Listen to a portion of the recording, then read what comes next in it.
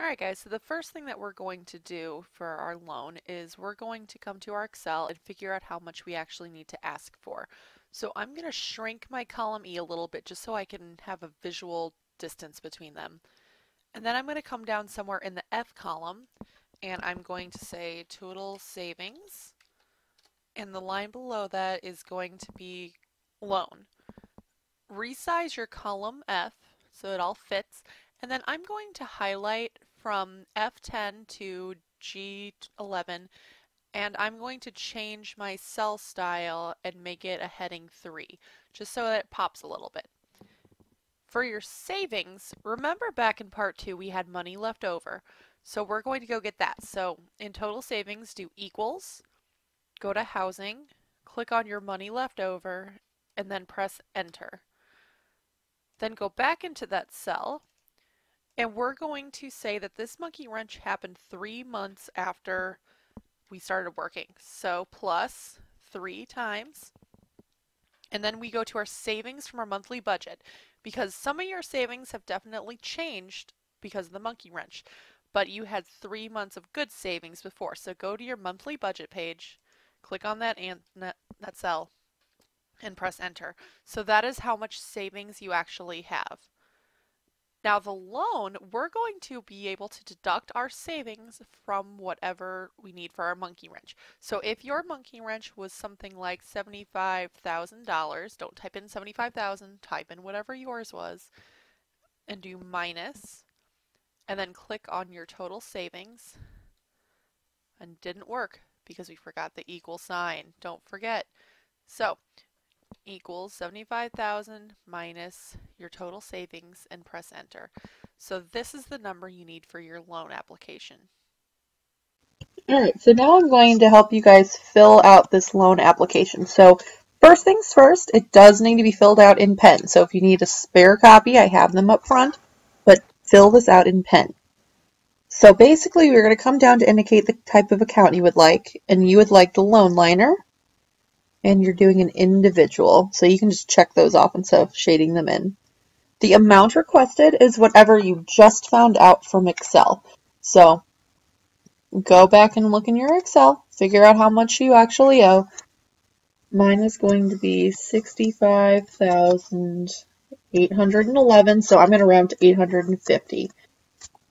The purpose or collateral is whatever your monkey wrench was. So like if it's student loan, auto loan, home loan. All right, things like that. So once you get that in there, you can, if you're confused about what you would need to put in there, you can always ask. And you're going to do payroll deduction. So go ahead and check that off. And you're going to do single credit insurance.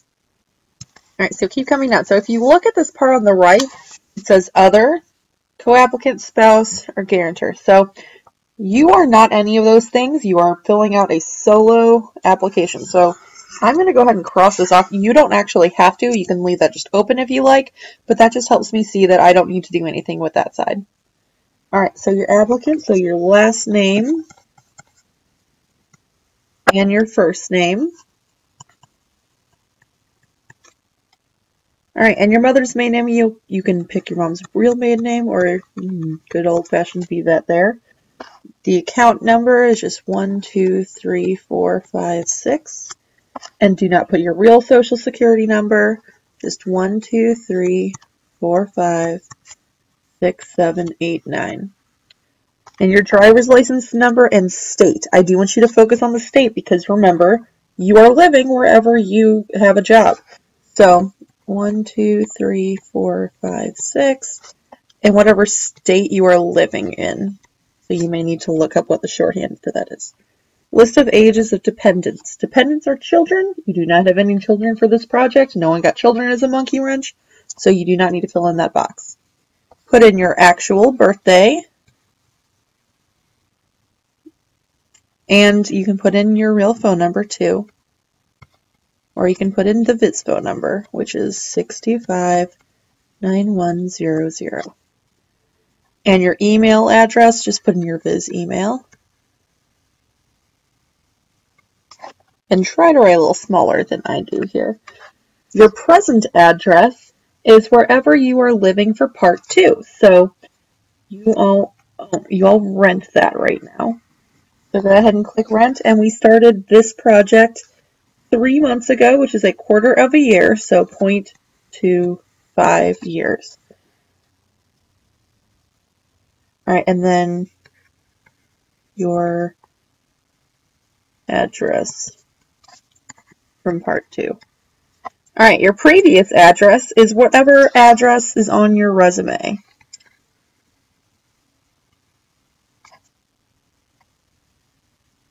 And if you lived with your parents most likely own their house, and maybe you lived there for 18 years. All right, so complete for joint credit, secured credit, or if you live in a community property state. You are not married, separated, you are unmarried. Even those of you who had marriage as your monkey wrench, you are unmarried currently. Employment and income, so the name of your address, or the name and address of your employer. So wherever you are working, you need to put here. So where your job is.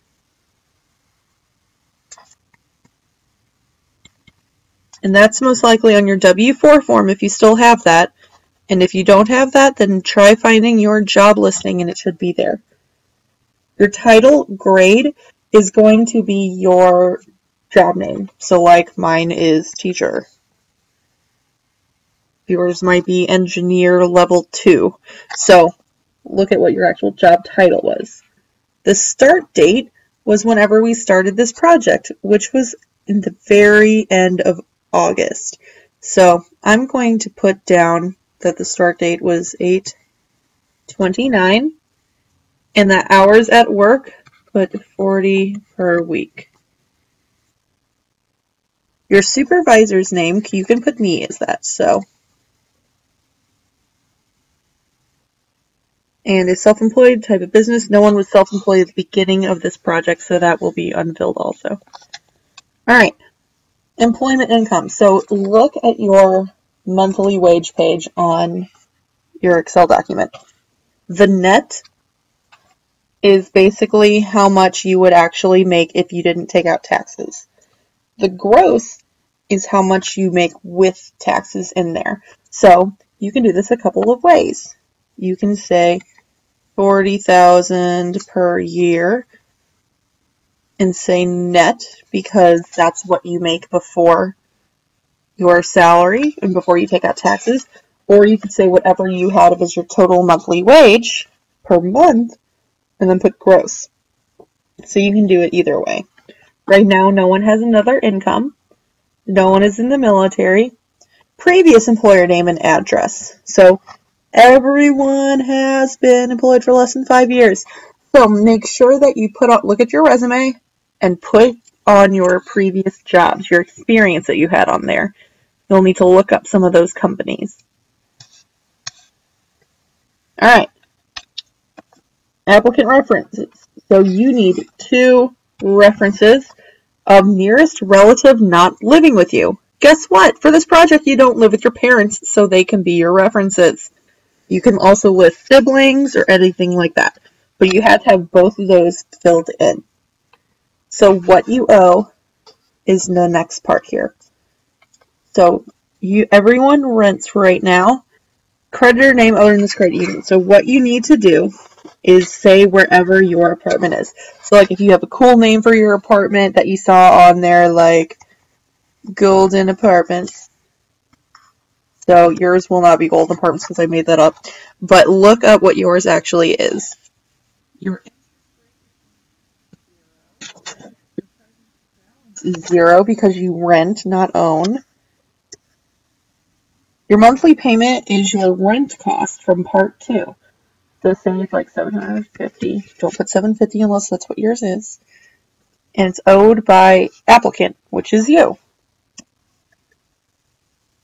Second mortgage, you don't need to fill out. Auto loan. If any of you bought a car in the previous part, if you bought right out, that's different. But if you are leasing or renting a car or you purchased a car and are making monthly payments, you would say like where you got that car from, like Toyota, You can say your interest rate is 0. Alright, so remember you have worked for 3 months already. So your present balance, you have 3 months of payment off of your car. So take whatever your car costs up front, subtract what you've already paid for it. And then whatever you pay monthly for your car, and it's owed by you. Only fill out that part if you have a car. Alright, child care you don't need, child support you don't need, credit cards, we didn't do that. Alright, so now scroll on down. What you own. So now, what you own. So if any of you own a home, which no one bought a home for the project, so we're okay. So you wouldn't have to put that on there. If anyone bought a car, you would say wherever you bought that car from. So if you got it through like Enterprise or Craigslist, what your car is actually worth, right? And is it pledged for another loan? You would say no. And it's owned by you. Only do that if you own a car.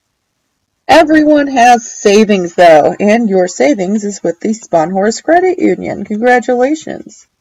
So it's Sponhorse Credit Union.